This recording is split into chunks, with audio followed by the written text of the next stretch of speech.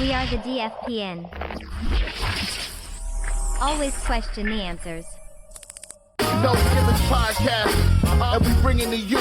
Every time we turn live, and you know it's the truth. Every after show, moving down, it's the time to move around. No Gimmicks Podcast is going down. Every night, every time in the ring, this is the time for the No Gimmicks. No, we doing our thing. What's your state of mind? State divine. Moving down a statement when we take the line. This is exactly wrestling the state design. When you see Stone Cold like me, with the stunner in the world, exactly, man, what we bring. Every night we move like Brock Lesnar, the F5, no gimmicks. We take you to your limit. What's the feeling? When we live in the air, you know we on. It's the time. Guarantee we move. You know how we respond. The state is line. The state design when we feel it. Moving down, what's the healing? No gimmicks is the feeling. Yo, yo, yo, what is up, everybody? Welcome back to the No Gimmicks Podcast here on the DFPN. And before we get into the show, man, I just want to say thank you to whoever made it rain and get rid of this heat. I'm loving it. Thank you, thank you, thank you. It ain't completely gone yet, but the hottest of the days are look like that it's over. So I'm just thankful for that. But I don't know what the fuck you talking about. Oh, because you're south. Up here, we feeling good. It's good. Oh, yeah. Well, we gonna see about that one. Yeah. Oh man, but we got a good show. My co-host is always the fabulous one, the Sith Lord, D. Vader. What is up, sir? Oh, you bastards. Fucking 74 degrees out there right now. Man. Thunderstorms and shit. Yes, it's lovely. Man, fuck y'all. It's 102 today out here. It's so lovely. I love it. Yeah, whatever. Fuck off, man. See, we have to. That's how we have to try to start the show off positive, and this bullshit happens.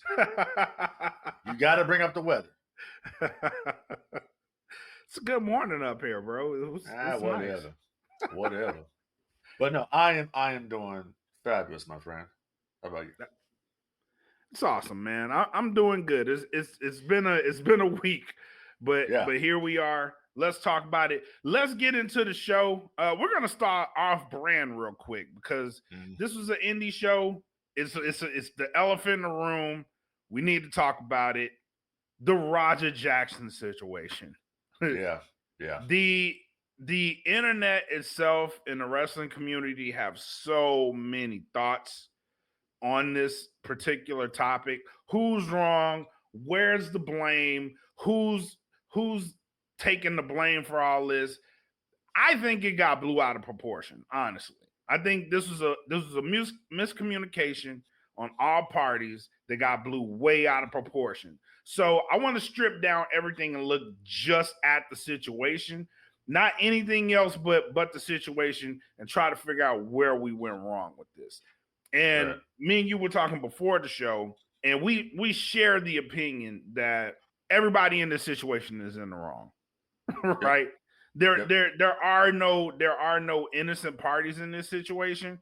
Really, if you look at it, it's just everything went wrong based off of one situation. Now, I'm going to take it back to the beginning of this situation because the story we get is that a beer can was hit upside the head of Raj Jackson, and he reacted away, took out his frustrations in the ring on Psycho Stu. But if you just look at that sliver of information, you can put so many theories out into the universe of just that. He got hit upside the head with a beer can. He took it out on the guy in the ring, right? He went too far. That's the narrative that's out there. He went too far, but nobody's really dialing in on the beginning of the situation, in which we kind of did this before the show. And that is, I think that there was an intention there to make money off a particular situation. And the situation is Raj Jackson has a big following. He's a streamer. He follows his dad's footsteps in the MMA world. He has a big following. He streams. I believe that information was known, and he was coming into the building with the stream, and it was live, which that's a fact in this situation. He was already in the building streaming. And I think Psycho Sid knew this information. Stu, sorry. I think he knew this information and was trying to make a situation out of it that they could make money on, put eyes on the promotion. Right. That went completely awry. That plan, it failed, and it failed miserably. And it ended up with him in the hospital. Mm. And in this entire situation, once it got bad, the care for Psycho Stu was no longer under consideration by anybody, by Roger Jackson or the promotion. Because if you look at the video evidence, no one considered this man's safety. Once in the ring and things went down, like Roger slammed him, hit him uncontrolled, uninterrupted 22 times, and afterwards they still did the pin, and the man was unconscious and ended up going to the hospital. They said he flatlined in the ring, but that whole situation is horrible. I'd like to get your thoughts, because I've kind of talked about this at length during the week, but I'd like to get your thoughts on this situation as a whole. I mean, the situation as a whole, man, is that everybody's wrong in it. From the promotion all the way down to the participants in the situation. First of all, you don't hit somebody with a beer can unless this is a pre-planned spot, pre-planned angle in which the other guy knows it's going to happen. If you come in and you hit somebody and I don't know that this is going down, I'm going to be looking for blood.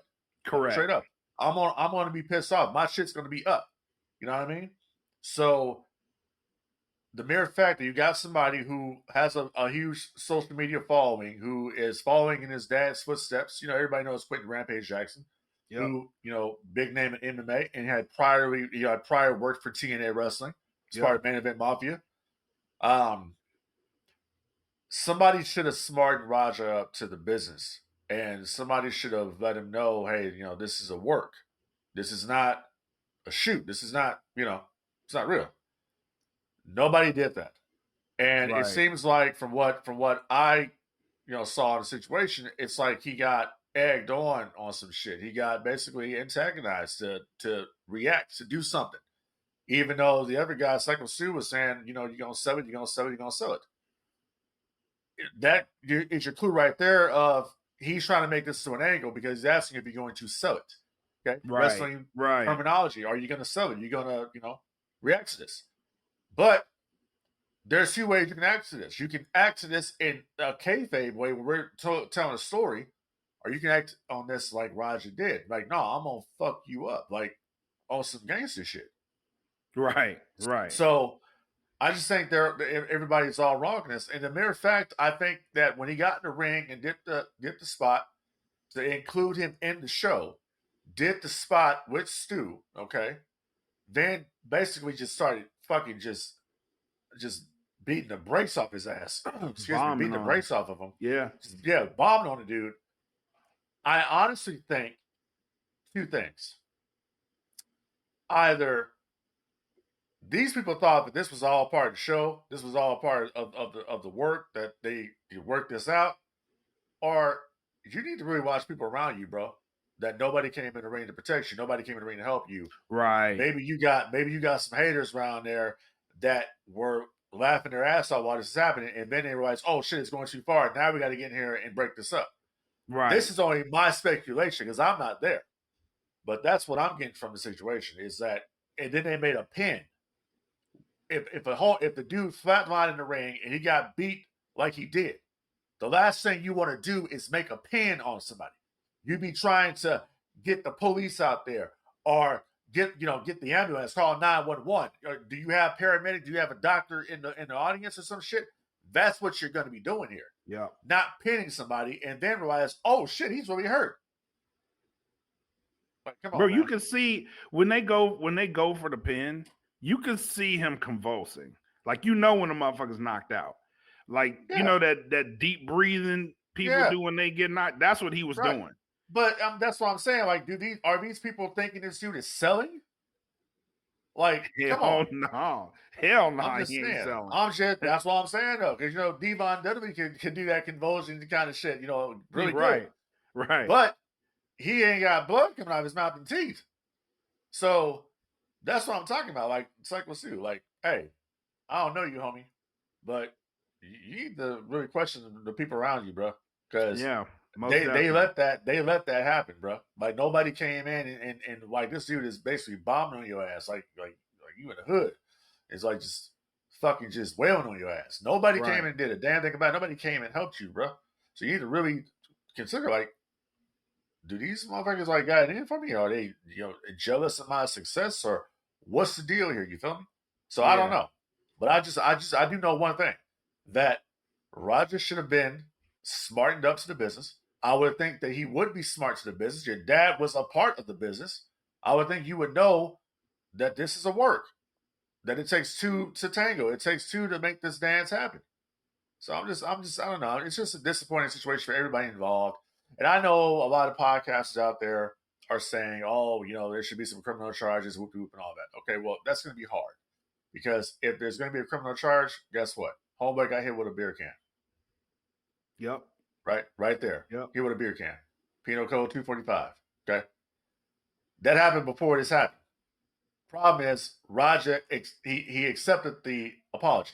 Yeah. So when you accepted the apology and the dude came up and says, okay, you're going to get back your receipt. Okay, that means you're part of the work now. You're part of the show. So everything that happened in the ring, like it or not, they can say it was part of the show. Even if I shot on the motherfucker in the ring.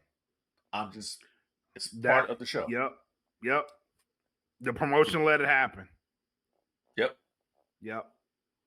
And that's why I say, like, if that angle was not legit, if it wasn't an angle, then once that beer can spot happened, you apologize about it, you go on about your way. And I think they were trying to make something out of it because it was being streamed. And that's what makes me think, like, people knew this was being streamed. Because if they have you on video hitting somebody upside the head with a beer can, and you know what I mean, like, they apologize for it, like, that can come legally, that's a situation for them. Of course. And that's another reason why that's another reason why they may have suggested that Raja be a part of the show. Yep. Because that's kind of their way of getting out of any kind of legality, because we put him in the show. Like, they knew, we'll put you on. That kind of like, well, he knew it's a work. He agreed to come in the ring and do the spot. And who's to say that they didn't talk about, him and Stu didn't talk about the spot beforehand. And Roger just went too far with the shit. Maybe Roger went too far for his audience, because he can't look weak with no fucking fake wrestling, quote unquote. Correct. You know what I mean? Correct. So it's a lot of different factors. That's why you, like, a lot of MMA people that come into the business, they got to get smartened up and realize it's a work. I mean, Dan Severn, fly off the Ken Shamrock. Yeah. You know what I'm saying? I mean, you can't, that person, like, you can be a street fighter, MMA fighter, all that's gravy. I'm not knocking none of that shit. That's legit shit. Mm-hmm. When you come into this over here, this is show business. So it's a different mind frame. It's a different mindset when you come over here. You can't just come in there and just start wailing and grounding and pounding them. That's not the way it works, man. That's not the way it works. Right. So I don't know what happened here. It's a bad look for everything. It's a bad look for the business, to be honest. And it costs Rikishi a lot right now. It costs Rikishi's Knox Pro Wrestling. It costs their WWE ID deal. Everybody's, I mean, from what I understand, a lot of people have left that school. They don't want to have anything to do with it. It's bad right now for Rikishi and everything that's going on. Yeah. But you know what I'm gonna say about that though? I'm gonna tell you like this. Let me tell you like this.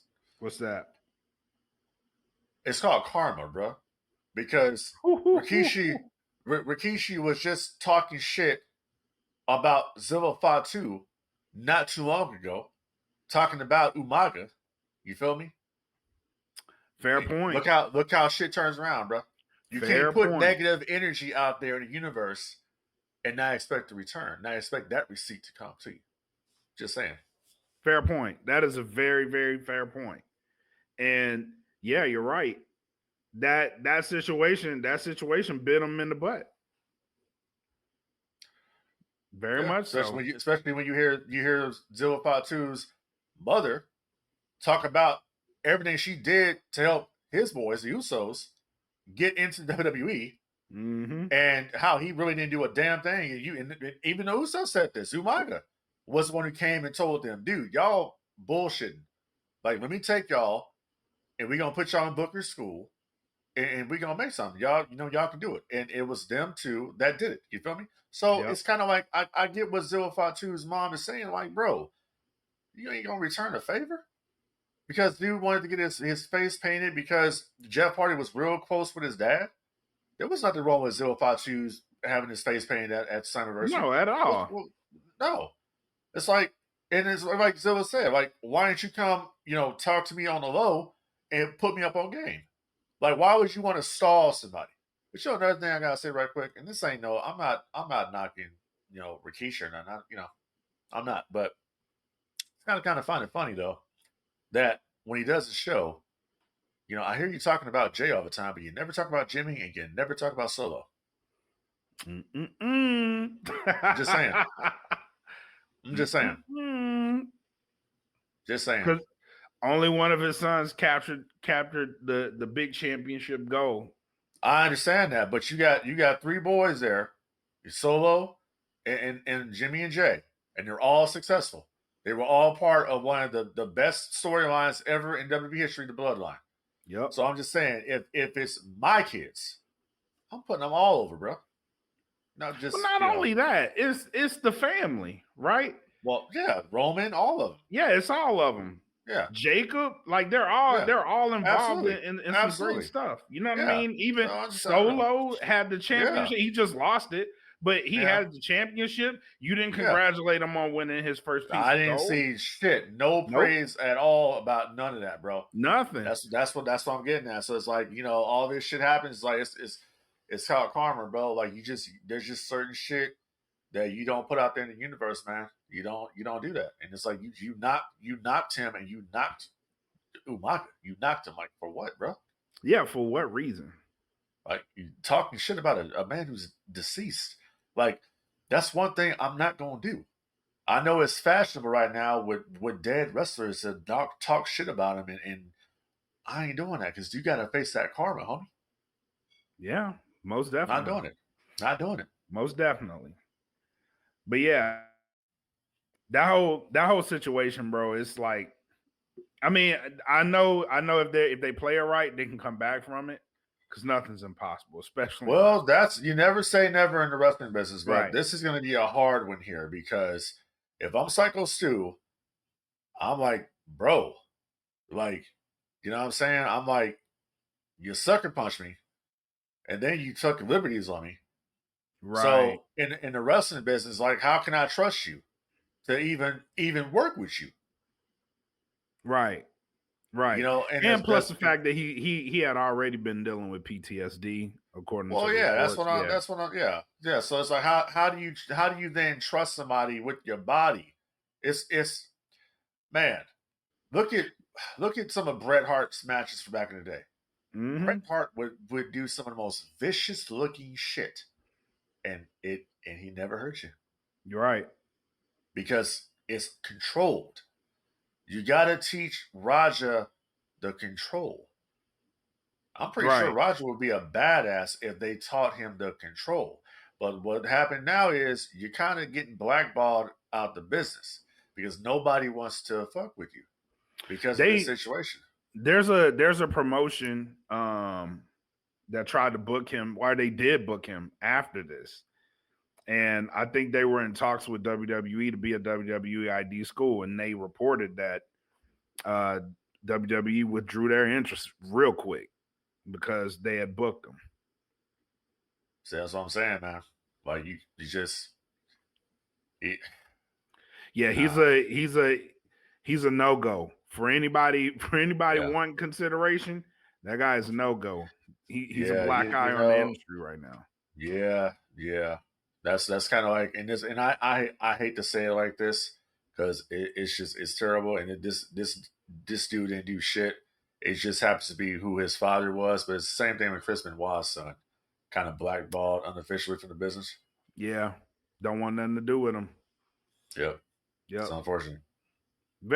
It's very, but that's the territory he's in right now, and until hearts warm up to him, which ain't gonna be no time soon. I'm gonna say that now. It ain't gonna be no time soon. There's too much anger out there, and there's the civil penalties that could be going on here. There's also the possibility of criminal charges, being brought on here. I don't know. Where exactly did this happen? This was Knox Pro is in Cali. Okay. So this happened in Cali. Okay. So I don't know if it's LA County or whatever. No, I think it's Northern California. No. Okay. It is LA County, I believe. It's LA County? Okay, so that's LA County. That would be under the jurisdiction of the LA County Sheriff's Department. And that's going to be the DA's office if they want to, investigate this and bring charges, or if it's, LAPD, whoever. But it all goes through the district attorney. District attorney's going to look at the facts. District attorney's going to look and see. It's a bad thing, bro. Like I don't know. I don't see this. I don't see this situation being criminal in nature. I don't see it that way. I see it as somebody got hit with a can, wasn't smart enough to the business, was told, okay, get back, was told kind of get your receipt, okay, cool. But was not properly trained to do so. Right. That's what I look at this as. Right. I don't see it as a situation where dude intended to go in there and fucking try to kill this guy. I don't think that's the case at all. I think that an angle turned into, basically he got worked into a shoot is what happened. Correct. That's what happened. And as much hate as he's getting, like, you gotta kind of levy some of that on the promotion too. You gotta lay a lot of it on the promotion because it's supposed to be a controlled environment. It's just we can't do shit like this, man. That's one of the big things I have about outsiders coming into the business that don't understand the business. These things happen, so it's kind of like, and this goes to anybody. This goes to WWE. This goes to TNA, AEW, whatever. You got to really watch people you bring around the locker room and bring into the business because everybody's not smart like that. Right. Especially if I'm a fighter. Especially if I'm a fighter, I'm not smart to it. Like, you have to teach Mike Tyson the game how to work. You have to teach Dennis Rodman how to work. Karl Malone how to work. You know what I'm saying? Right. But Buster Douglas when he was there, remember that back in the day? Yep. So you gotta teach these people how this goes. This is not like, bro, this is show business. It is. But also I was saying this too, like, they have to have a certain level of respect. Yeah. For the business. In order, because you have to treat behind that curtain, you have to treat it like it's the Ark of the Covenant back there, bro. It's like you got to have a certain level of respect because that's a privilege to be back there, and you have to understand that. People that don't understand that shouldn't be back there in the first place. Oh yeah, you have to have a certain level of respect. You have to understand the business. You got to have a certain mindset, like psychology wise, to understand and take all this shit in. I've been there, bro. Yeah. This is what you do. You respect the craft. You respect the art of what's going on here. You know what I'm saying? Right. Not just come in and we're gonna run an angle on somebody that doesn't know the art, don't know how we got to where we are, doesn't really know the history of the business. Right. Don't do that. Agreed. So. Agreed. But with that, let's go to the WWE because we gotta talk some funny stuff. Can we afford to go to WWE? That's what I'm about to get into. Here we go.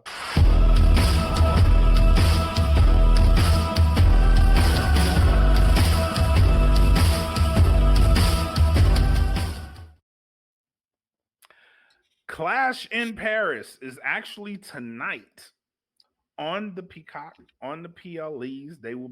Oh no, actually, yeah, it's the last one. It is the last PLE on Peacock before they go over to ESPN, and they were promoting this heavy.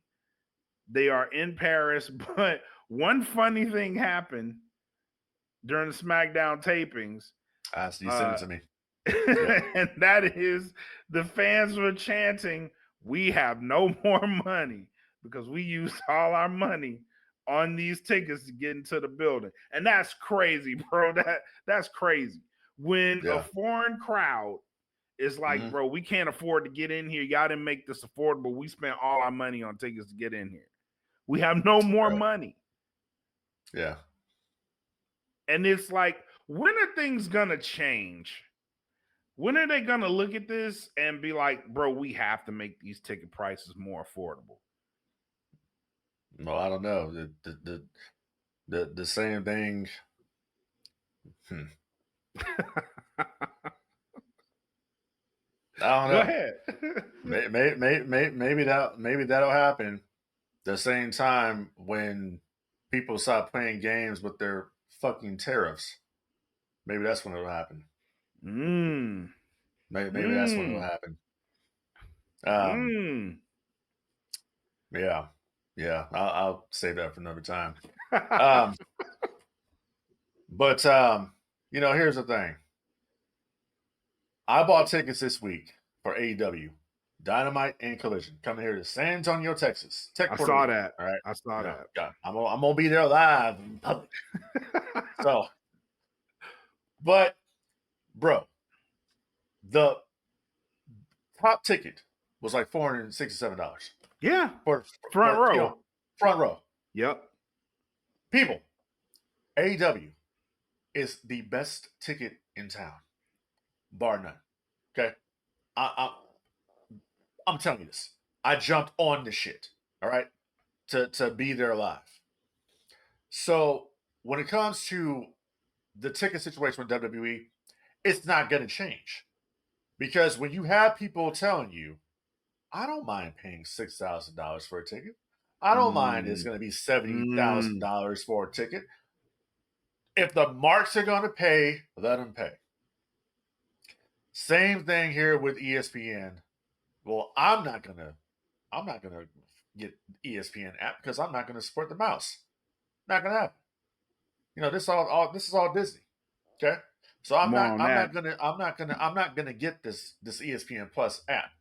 Tonight is the last PLE on Peacock. I think this is gonna blow up in their face. I honestly do. I think this is the last straw for a lot of shit, because somehow they were able to finagle themselves and say, "Oh, listen," which I kind of think this is a conspiracy.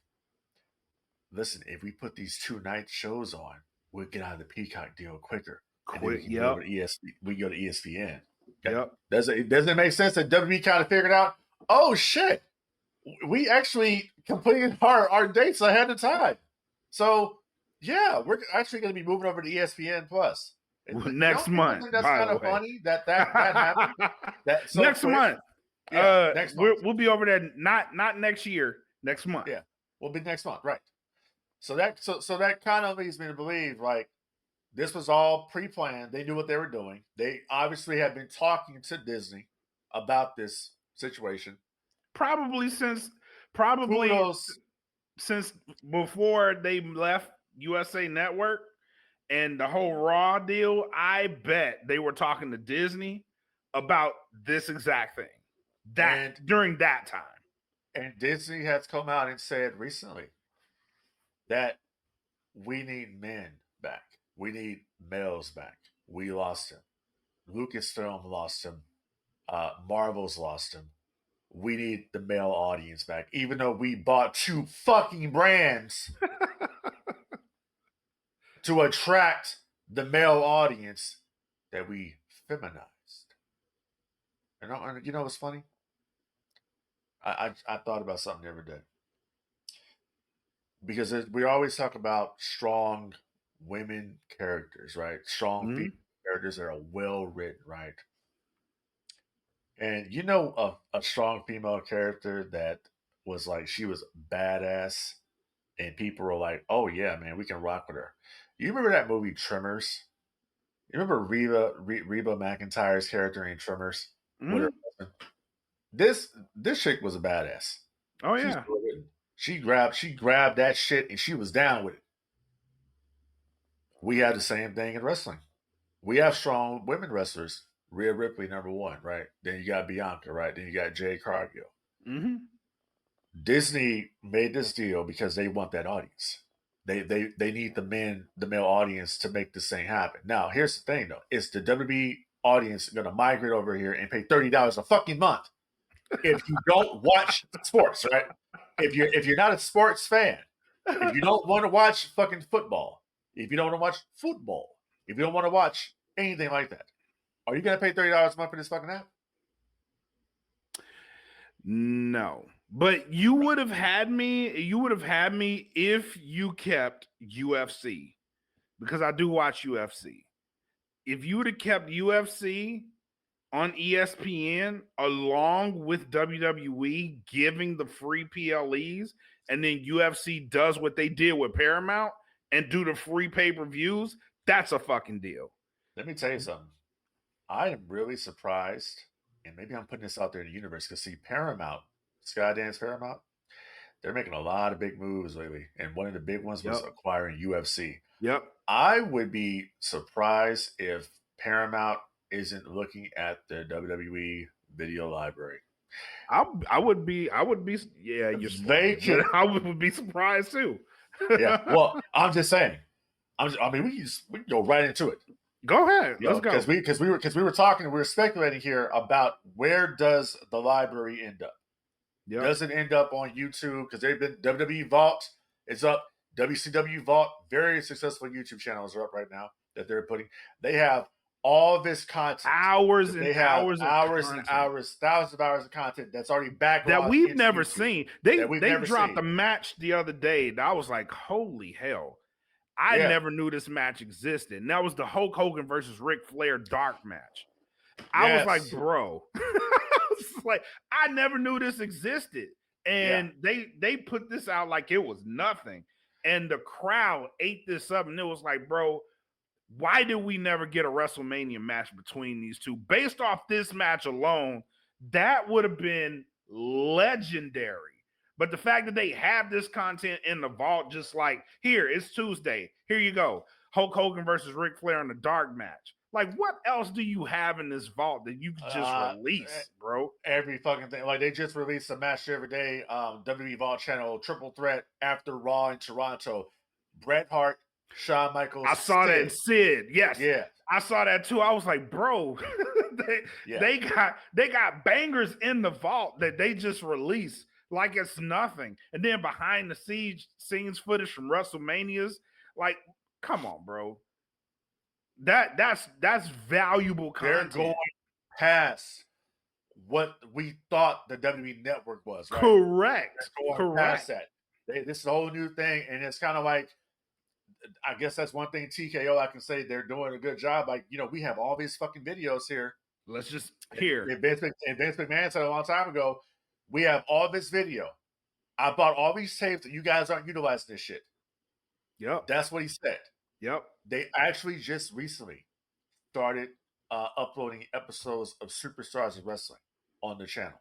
There's been a big, and the reason why these episodes were never put on the original WWE network is because they've been in a legal battle with a promoter all the way back in the 80s. This promoter had the term Superstars of Wrestling trademarked before they started using the Superstars Wrestling TV show, before it became created. So they have never uploaded. So what they've done is they're uploading these episodes, but they're just taking out the of wrestling part. It's just Superstars. Now, fun fact. Years ago on WWE.com, they had a little network on there, right? Mm-hmm. It was kind of like the Vault, but they used to have these Superstars Wrestling episodes on there, and they just put, took out the Superstars Wrestling part and just called it Superstars. Right. It can be done. It's just a lot of editing that has to be done. Right. But they're utilizing the video content, the video library. I think, for instance, I believe that the library is going to end up on ESPN. I think they're gonna take Even it. I think that too. Yeah, but I Eventually. also think that it's not going to be exclusive to ESPN. I think YouTube is where it's going to be, but WWE is going to be smart about this. They're going to charge a membership. They're going to do membership where you get certain content. I agree with that too. Why have it on one? Because here's the thing: if ESPN gets the library, well, what are you getting? You don't get Monday Night Raw because that's on Netflix. Right. When Netflix got Right. Raw, which in my opinion, as a Peacock subscriber of the network since day one, that's a breach of contract because you removed all the episodes of Raw from Peacock and put it over Netflix, and Netflix has never even uploaded all the shit. So that right there is a breach of contract. So ESPN, if you're listening, Bob Iger and Disney, if you get the library, you need to talk to them and say, we want the library. We want Monday Night Raw. Why is it over exclusive to Netflix? All of them. Yeah, we want all the shit because you're not getting everything. Right. So that's kind of where we're at with that. I think that this is going to blow up in their face. Honestly, I don't think the subscriber count is going to be where they think it is for ESPN Plus. I think $30 is a lot to ask for if you don't watch all this other shit. That's just me. You know, with Peacock, bro, I watch every shit on Peacock. You know, I watch Halloween Kills, Halloween Ends. You know, I watch Jurassic World on Peacock. I watch Columbo on Peacock. You know, all the old heads know Columbo. Yep. So, this is what I watch. There's other shit. You know, Law and Order. They have a lot of different content on Peacock, not just WWE. So that's why I have it. There's nothing on there that I would say, oh damn, I gotta have ESPN Plus because I want to watch WWE content. No, absolutely not. There's too many people that have already uploaded the entire network to other places. Correct. So, you don't have to have. Correct. I don't have to pay for this shit because there's people that have already locked and socked the damn network when it was around, and they have the archives. Yep. They're just now releasing other shit like the shows at the Omni that they have. They're probably going to be adding some Mid-Atlantic Championship Wrestling. You know, I think they're going to be doing that shortly. They keep pulling out these specials out of their ass that have not seen TV since, when they were out there. I know that they're going to be uploading more episodes of WWE Shotgun Saturday Night, WCW Saturday Night's coming. More episodes of that. It's a lot of shit they got in that vault, man. Yeah, most definitely, man. Most definitely. And that's what I was saying. Like, just that, what they're doing on the YouTube channel alone, if they bring that anywhere else, it's a moneymaker. Yeah. Especially for people who like nostalgia. Because there's a ton of it. They have a ton of it. And that's just the WWE library. Imagine if they start releasing unreleased shit from WCW, ECW, which they have the rights to. Just imagine that they start releasing something. I want to see more WCW house shows from the 90s. Yes. I want to see more house shows like during the NWO era. Yeah. I want to see, because there's a house show. It was on YouTube. Somebody had recorded fan cam. But there's a house show. It was Hall and Nash in the main event versus the Giant and Lex Luger from 97. And the Outsiders are coming out to the Fugees, ready or not.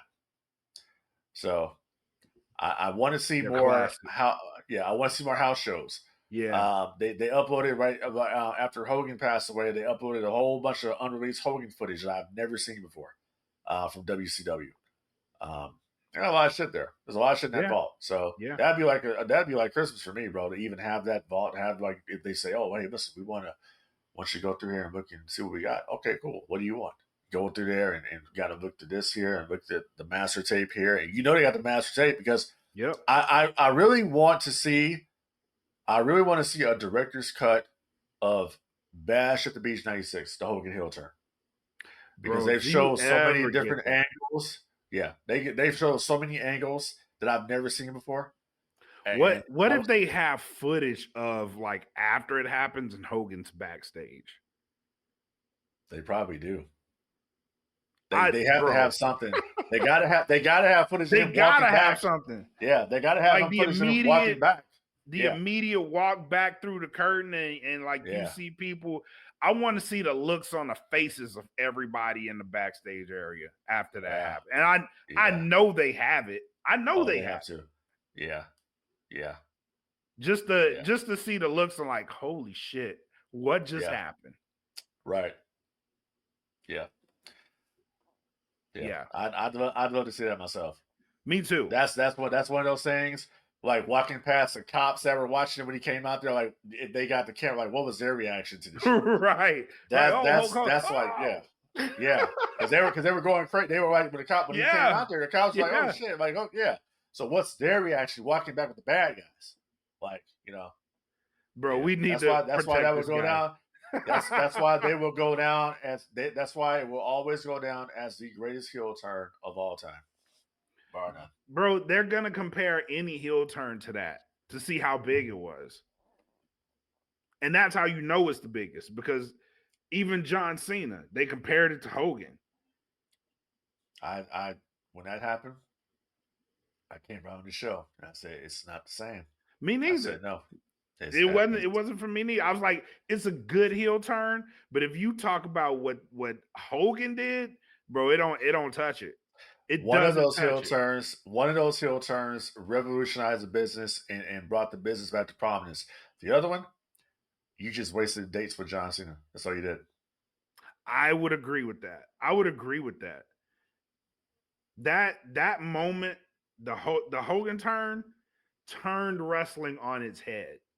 Yep. That's what it did. It did. It turned it on its head. Everything you thought you knew, there's the business before that moment and the business after. Because everything you thought you knew about it changed in that moment. Yep. Because it's like, how could this happen? That's the thing. That's because Hogan had been a babyface for so long. Yeah, I call it the day pigs flew. Right. Because you never thought that was going to happen.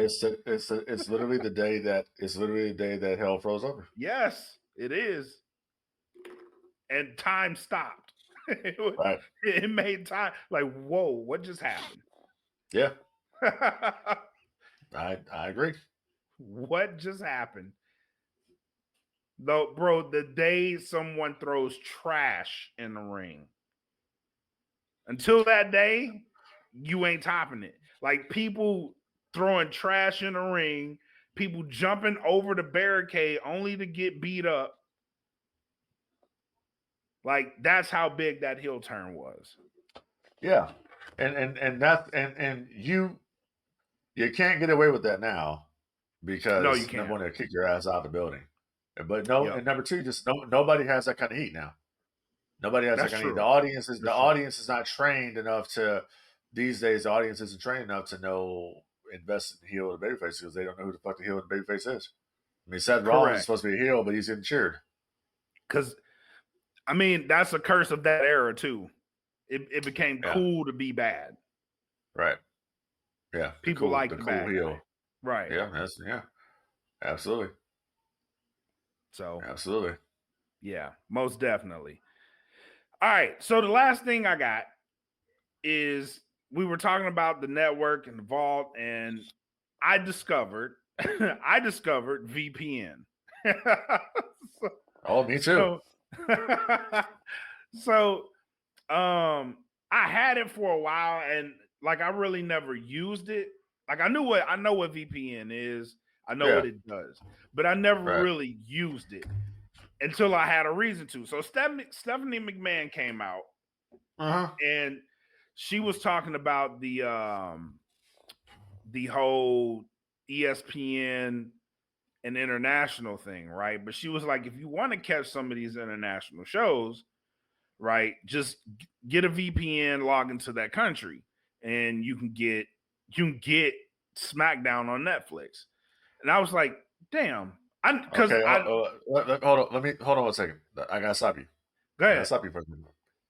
So she's telling you basically, go and bypass Peacock. She gave you the loophole, ESPN and plus and all that shit. She gave you the loophole. Yeah, go get Surfshark. Yes, yes. Go get that. Yeah. Yeah. Okay, she gave you a key, and I was like, I didn't even think about that. But thank you, because here's what I'm about to do. So I downloaded my VPN because I got rid of it. I downloaded it, got a trial, and I was like, first, let me test this out. Right. Let me go to the P Hub real quick. Right. That's right. That's the most important thing to go to. And let me tell you right quick, people. The reason why he's saying this is because right here in the state of Texas, Yep. they want to do some bullshit They banned called age verification.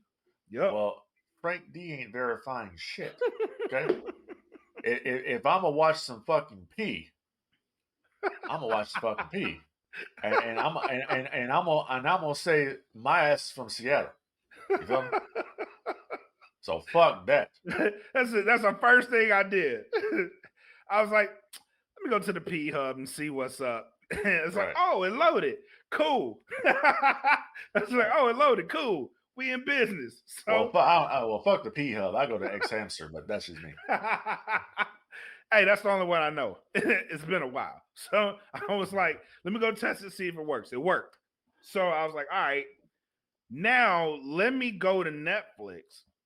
And so I went to Netflix, logged on, and lo and behold, I got to watch SmackDown live because they were live in France. I was like, oh, this is dope. So I was like, let me try something else. Went to the WWE Network because I still had it on my Fire Stick. Went, opened it. Login still worked. Everything. All the content's still there. Now I'm like, bro, this is crazy. So I was like, thank you, Stephanie. You gave me a loophole to bypass all of this stuff. So to all the users, get yourself a VPN. Go to Netflix, free. Free if you want to watch it. You know what I mean? You don't have to get the $30 a month. Go to the Netflix app, and there you go. You got it. You are set. And if you want to get to the old network stuff before they take it off, because I'm pretty sure they're gonna eventually close the network off for everybody. Yeah, probably. Yeah, eventually. Eventually, a lot of people have already copied the network, so right. It's kind of insignificant at this point. Right. But it's there if you want to log into a VPN, international VPN, and go on the network, it's still there. Yep. So yeah. But I just found that interesting. And I found it even more interesting that Stephanie gave that information. She just gave it out. And I was like, well, she's got, well, it is a sponsorship. So, yeah. she is sponsored by this. That's why she's doing it, because she has she's sponsored. It's a major key. Right. It's a major key. Hey, so I was going to ask you right quick though. So, one guy that's been making some waves lately, that's causing a lot of ruckus, and I want to get your thoughts on it. I haven't really listened to too much of what he said, but I saw some stuff he said. What do you think about Jake Hager's comments about Tony Khan? About Tony Khan? Yep. I find it really, really convenient that he's coming out and saying this now. Mm-hmm. But it doesn't surprise me. It really doesn't surprise me that he's saying it, because he was an original. He's an original. He's not a day one, but he is an original AEW member. And for him to have that experience there, it doesn't surprise me him saying something to the effect of AEW changed when Cody left, because that's obvious. AEW did change when Cody left. Right. And that was a big hole left in the company. That's not surprising to me that he would say something like that, because I've heard that sentiment from people like Frankie Kazarian, right?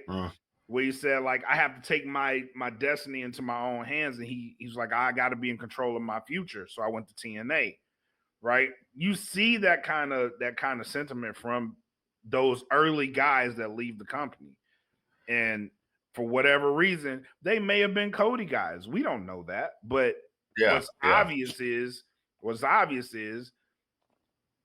the attitudes changed at some point, especially when his comments towards Jericho. And what's surprising to me is Jericho is quiet. I know him and Jericho are really cool. But that kind of fuels the speculation too of maybe Jericho's getting out of there. Maybe. We don't know that either, but only time will tell. But nothing surprises me about what he said. Like at this point, I kind of expect it. And you know, AEW for their part, they haven't retaliated against him. They haven't refuted anything. They just kind of kept it quiet. So kind of got to take it with a grain of salt, really. Yeah. I mean, that's the nature of the business, right? You just, if you have a problem with your previous employer, you're going to go out there and say what you want to say, and that's his First Amendment right to do so. Yep. So I just thought it was kind of interesting because I actually thought Hager could have been something big there, and me too. They just never pulled the trigger.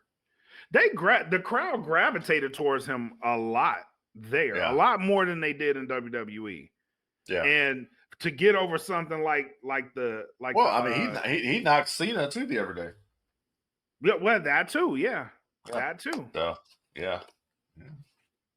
So I mean, and like I said, it doesn't surprise me, but for me, I thought Jake was pretty much out of the business, so it's kind of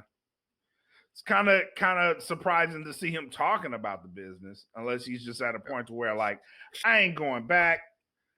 Here's everything I know. You know what I mean? Like, oh yeah, and like you said, Tony Khan is not said anything about it. Hasn't right?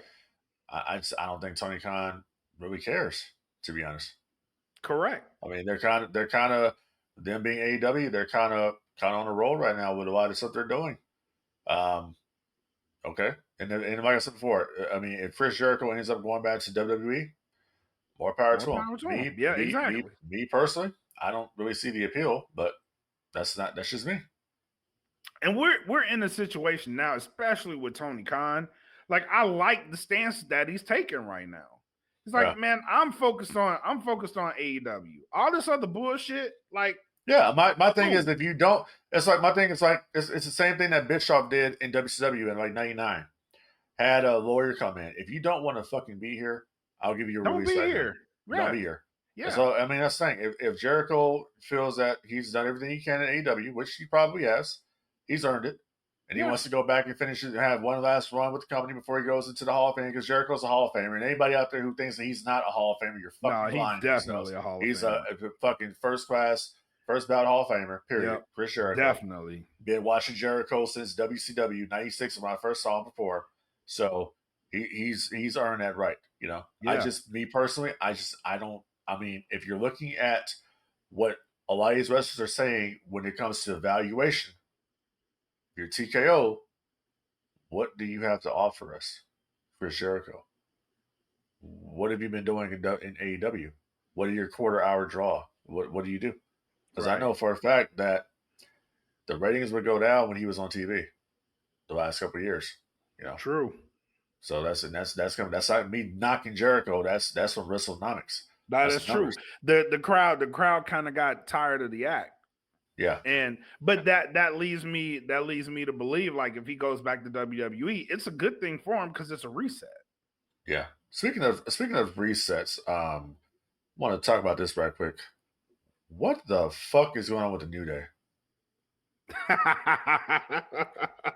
Bro, you know what's going on. You know what's going on. Yeah. What's going on. I thought R-Truth was driving. Speaking of which, he dropped a new album, but that's beside the point. But yeah, it's kind of funny to me that in the same instance that happens, you get the New Day doing what they do. And you get there's a string of coincidences that don't seem like coincidences if you look at them. It's no coincidence that R-Truth goes back to the funny R-Truth the same time the New Day lose their tag team championships, and then they come out doing what they do now. There's no coincidence that R-Truth goes back to this funny R-Truth the same time the Street Profits lose their championships, and then now they're out of the picture completely. I mean, these are coincidences. They just so happen to happen at the same time. So I'm just pointing that out. Are the New Day supposed to be the new version of the Maximum Male Models now, or what? It seems they're leaning in that direction. What I don't ever remember the New Day doing anything like that. I mean, Me neither. That's just weird. Like you took them when they were kind of like badass heels in the beginning when they were getting those reactions, and now they're not getting that reaction, and you put them with Grayson Waller, which makes no sense at all. That's kind of like a cuckold kind of situation. I don't know, man. It's just weird, bro. But hey, at least we got the Syndicate. Yeah. But back to the New Day, these are the most decorated tag team. That's the most decorated tag team in this era. The New Day. They don't feel like it. That's what I'm saying. It seems to me that somebody shut down that momentum that they had going. Like, creative has nothing for you unless you want to go out there and, I don't know, be feminine. All I'm saying is them and the Street Profits both held tag team titles at the same time. Yep. And now they don't. Yeah. I see that. Who's the tag team champions on Raw right now? I don't know. Exactly. Who's the tag team champions on SmackDown right now? I don't know. Exactly. My point exactly. Yeah. Who's the tag team champions in AEW? Syndicate. I'm sorry. AEW. where the black man can actually be the black man. Strong black man at that. My point exactly. Listen.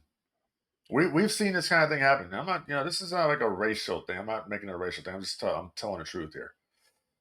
We've seen this thing happen with men of color all the time, where we gotta put you in a dress, shit like that. That's what we have to do. We have to break. You don't make it unless you put on the dress. You gotta put the dress on. You know who didn't put the dress on in his career? Who never did that? Dave Chappelle. Denzel Washington. Oh, Denzel Washington too. Dave Chappelle didn't. Denzel Washington. Yep, he didn't. Yeah, he didn't put the dress on. Yep. So it's kind of like I see the New Day now, and they're dressing. They're real metrosexual and shit now for some reason. I don't get that. I don't understand where this is coming from. This is not the New Day. I'm like, if y'all gonna do this, y'all might as well go back to fucking throwing pancakes. You ain't too far off, bro. You ain't too far off. That's what I'm saying. It's like the audience isn't dumb, bro. You got to quit insulting the audience's intelligence. Yeah. You have two legitimate, talented ass teams that held championships that you did nothing with. Yeah. You didn't do anything with them. And then when the New Day turned heel, they were hot. And you didn't strike when the iron was hot. So were the Street Profits. The Street Profits had an attitude change too. That lasted all of 2 weeks, and then they were back to being babyface. Exactly. You didn't strike when the iron was hot. You could have made magic. You didn't. And no one's questioning that. Everybody's pinning it, though. The tag team division isn't what it used to be. It isn't hot. You could have made it. You could have made it something. Because you had legitimate tag teams, legitimate talented tag teams that could work and put people over, because that's what the New Day has done. That's what the Street Profits has done. You didn't even give the Street Profits a WrestleMania match. You put them in a SmackDown match that they went out there and they fucking banged on that shit, bro. Yeah. And that should have been a WrestleMania match. You didn't even do that for them. And once again, why is Trick Williams not on the main roster? The man is the hottest shit in TNA, and he ain't even a part of the TNA roster. Yeah. Why is he not there?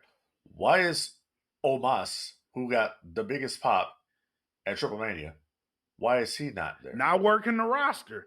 The man single-handedly shows up to AAA, and that's the most views that they've ever got. Is when he shows up at Triple Mania. Him and Microman. Yeah. And they won't put him on TV. The man goes to Japan, makes a name, becomes a legend in Japan. So much so that they want him back out there. He comes back, you have nothing for him. So, and this is like, once again, I'm just pointing this out, man. I just know, and listen, I'm not knocking these people, right? I'm not knocking them because I get it. This is just pointing out. This is pointing out facts. It's the facts. Why is it though? When I'm watching the little WWE shit that I do watch, I see the Samoans basically getting over being black. I see John Cena that got over being black. Basic thugonomics. Yet when I see other talents there, R-Truth couldn't get over being black. He had to get over being crazy, having some type of a split personality, little Jimmy and shit. Mm-hmm. I see the New Day. They couldn't get over being a Jamaican or whatever. They had to get over by throwing pancakes and shit. I look at the Street Profits. They can't get over basically by their athletic talent alone, especially Montez Ford. Yep. They gotta do bullshit. The New Day have to now do bullshit to be on TV. But yet the Samoan talents can be black and get over. And be prominent. That's the part that I don't get. And I'm not knocking the Samoans because I know I get what you're saying. where they come from. I know where Jacobs come from. You feel me? Yeah. He about it. Yeah. Damu. I get it. I get what you're saying. I understand completely. And what I'm saying is there's no reason a Montez Ford should not have already held gold. Singles gold. Yep. The man is talented as shit. And he should be a single star. Now, whether he's doing that because he doesn't want to split the team up, that's his decision. But I'm telling you, the man is a star and should be treated like one. He isn't. There's one person in the New Day who hasn't won gold, but he should be in position to, and that's Xavier Woods. Yeah, and they had a story they could have been telling there. They for real. That whole run before they turned heel, I thought he was going to be the only one to turn, and it was tailor-made for him to win gold. I mean, it's like you mean to tell me honestly that Xavier Woods can't do what Jey Uso is doing? He can't get over to that next level. He can get over to that next level. He can. Not only can he would be a star. Yeah, he can. His charisma is off the charts, bro. Like he should be. These are things that I'm in my head. Like, why are these things not happening yet? Because if Xavier wins gold, the New Day is the most decorated team out of anyone because every member of their team has held gold. Well, bro, look at what's going on here. You literally watch that show, okay? You have no singles black performers on that show. They're all stuck in tag teams. Carmelo Hayes is stuck with The Miz. This is true. R-Truth is doing whatever R-Truth is doing. Back to doing his bullshit instead of who I'm driving now. Yeah, you drove us off a fucking cliff. So I don't know. No, I'm with you there, bro. I'm very disappointed with how they've been done. I'm disappointed with the way the LWO members have been done. Like you have nothing for these fucking people. Like nothing. And that's another one. That's another Yep. one. It's Yep. like, bro, I seen them on AAA and the way that crowd reacted to not only them, but what's the stable with what's his face? There's two stables that are normally in WWE. Talking about the Judgment Day? Huh? You talking about the Judgment Day? No. It's Santos Escobar, his group. Ah, okay, yeah. Yeah. Them and the LWO, when they're on AAA, the crowd reacts to them heavy. Well, of On course, normal, that's their, that's their people. it's their crowd. But the Yeah. way they work with that crowd is no different than what they do on WWE. Yeah. It's But you gotta look who's running AAA down there, who's doing it. Exactly. But it's like, bro, you have stars on your hands and you don't know really what to do with them. But when you find them a lane, they excel. You're not supposed to excel. You're supposed to stay where you at. Just be happy you're there and getting a paycheck. Don't go above and beyond anything. This isn't. Listen, Steve Austin said it years ago in ECW. How about we do this thing over here with me and Sting? U.S. title. No, baby, that's for somebody else. We gonna keep you where you at right now. Well, how about me and Hogan do something? No, baby, you can't do that. That's WWE nowadays. You can't do that. Yeah. Well, why can't we be pushed up to where the Usos are? No, you can't do that. And we only got room for one Uso, as a matter of fact, and that's Jay. All right. Now, his brother can be there. We can have his brother hang around Sami Zayn or whatever. That's fine. But because Jay's the top merchandise booker. Well, Right. I mean, we just had this whole thing that come out with Naomi being pregnant. Yeah, that's yesterday's news. That was like last week. We're that's cool. But we're back to this now. Imagine if they did a story with Jey Uso saying, I have to be the best I can be because I have a kid coming into this world. Come on, Jimmy. Jimmy, my bad. If he says that, like, I have to be the best I can be. I have to win gold. Because you can't, because they've given that to Sami Zayn. There you go. They give it to Sami Zayn. There you go. Sami Zayn, I guarantee you, I believe this is going to happen. Sami Zayn is going to win the Royal Rumble. I believe you. He's going to win, and he is going to headline WrestleMania next year. Watch. Or not headline. He'll be in night the one. He'll be night one. Because I forgot. The Elimination Chamber is more important than the Rumble. My bad. My bad. I believe you. Yep. I believe you. Yeah, well, hey, there you go. Well, but let's wrap it up because it's storming and I'm scared this power is about to go out. Oh, you're being a pussy now, huh? No, I don't want to be. You're up here talking earlier about. Oh yes, all weather's so good out here. It is, nice. But it started. It's also bipolar. Oh, I get you. Shit. Let's get into these final shots, bro. Okay.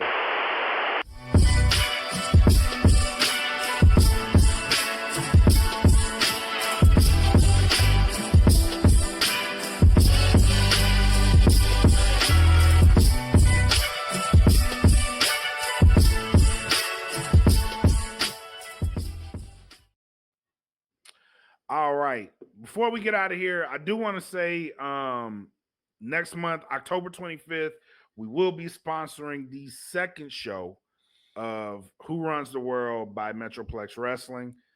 Coming to that show already is Nikki Blackheart, who's hot on the indie scene. Chris Statlander will also be on this show.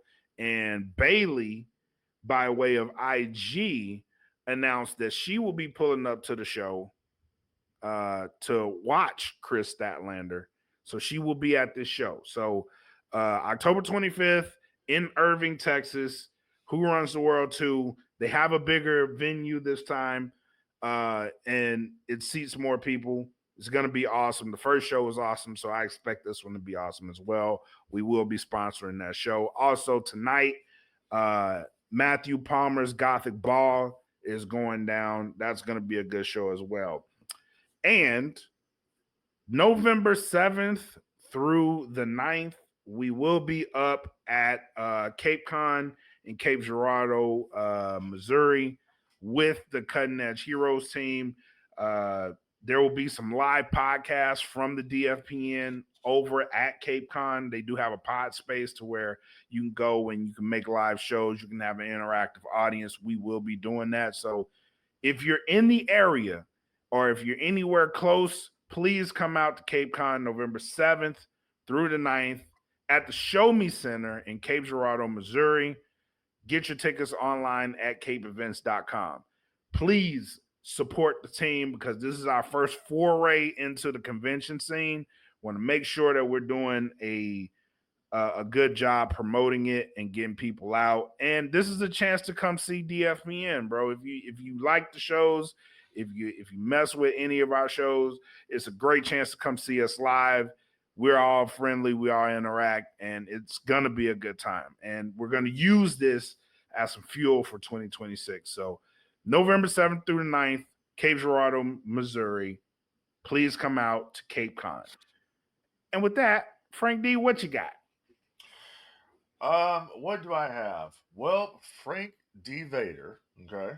I will be appearing at the Star Wars night here in San Antonio. It's going to be September the 6th, okay? It's for the Next Saturday. San Antonio missions team. Nice. I will be there as Darth Vader for the 501st Legion. So it's going to be my very first troop as a member of the Legion. So I'm looking forward to that. If you're in the San Antonio area, you can come out and say hello to Frank D. Vader. We can talk wrestling. We can talk the dark side of the Force. All type of shit like that. And that's pretty much it, man. Got a bunch of different things I got going on. Matter of fact, something came the other day. Let me see if I can find it right quick. All right, do I have it? Fuck it. This came the other day, which is the Kylo Ren. Okay. Force Awakens. Ooh. Yeah, I got that, and I actually have the something else that came. My wife. It's cool to have actual action figure of my wife. So this also came, which is the second sister. That's dope. Yeah, second sister Inquisitor from the Jedi Fallen Order video game. So doing that. Recently completed some helmets. Rogue One. I recently completed that. Nice. I was supposed to do an event last weekend, and I didn't end up doing it because, people. I'm gonna post a picture later, probably on the Instagram, which is D Vader Cosplay. I'm gonna show you how much I love Dome. I'm gonna show you how much I love that dome because I got nothing but domes, right? I got all these domes printed out, right? And I couldn't get the dome to stay on the motherfucking mask. So I was like, fuck it. When you start doing things, you get frustrated with shit, you can't do it. So I was like, the hell with it.